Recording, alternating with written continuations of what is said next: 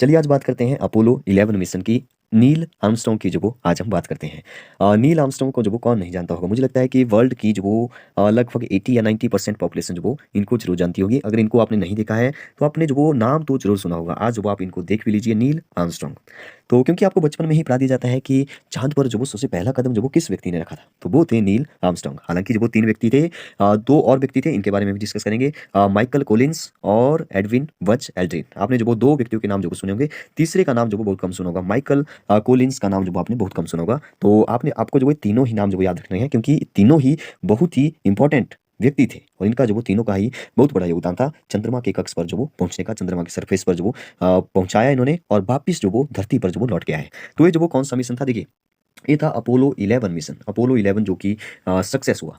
11 से पता चला है कि इसके पहले जो वो 10 और जो वो मतलब कि प्रैक्टिस के लिए जो वो प्रैक्टिस की जा चुकी होगी। ठीक है, तो जो वो नासा का जो एक मिशन था, इसको प्रोजेक्ट अपोलो बोल दो या अपोलो मिशन बोल दो, बात ही की है। तो नासा का है तो NASA। नासा जो वो अमेरिका की स्पेस एजेंसी, आपको पता होगा। एन का मतलब यहाँ पे है नेशनल, ए का मतलब है एरोनॉटिकल, और एंड एस का मतलब है स्पेस, और ए का मतलब है एडमिनिस्ट्रेशन। तो ये बन गया national aeronautical and space administrative. तो ये जो वो देखिए 1968 से जो वो ये चला और 1972 तक जो वो ये मतलब कि ये कार्यक्रम जो वो पूरा चला।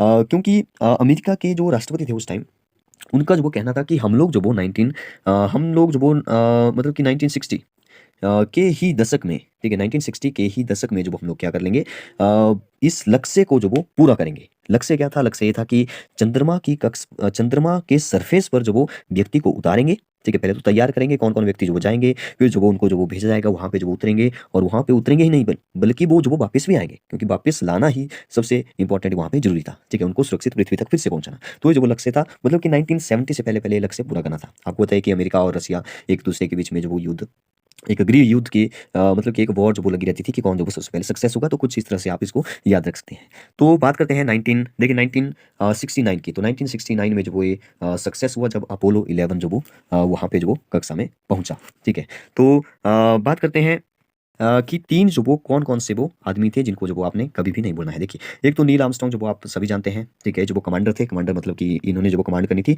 मतलब कि मेन जो बंदे थे, मेन जो बंदा था वो यही था, नील आर्मस्ट्रांग। ठीक है, और बाकी जो 2 थे, देखिए आप जो वो माइकल कोलिंस को देखिए, यहाँ पे मॉड्यूल पायलट जो वो इनको कहा जाता है। मॉड्यूल पायलट देखिए क्या था कि जो भी जहाज जाएगा तो उसमें से जो वो एक मॉड्यूल रहेगा, उसमें से एक अलग होगा जो कि था लूनार मॉड्यूल। ठीक है, वो अलग होकर के जो वो चंद्रमा की सतह पर जो वो लैंड करेगा। ठीक है, मतलब वो अलग होगा, फिर से वापस आएगा और इसके साथ जो वो अटैच होकर के पृथ्वी तक पहुंचना था। ठीक है, मतलब कि यहाँ पे देखिए 2 बंदे तो इस लूनार मॉड्यूल के साथ जो वो चंद्रमा पर जो वो लौट गए, चंद्रमा पर जो वो लौटे नहीं, चंद्रमा पर जो वो उतर गए।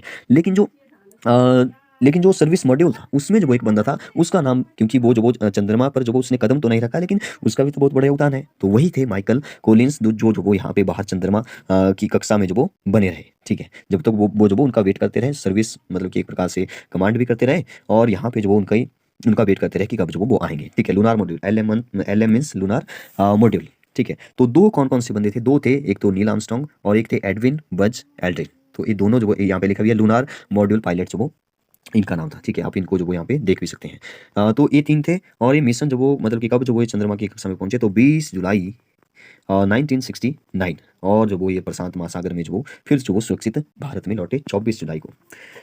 तो इसको जो वो आपने याद रखना है। Okay, thank you.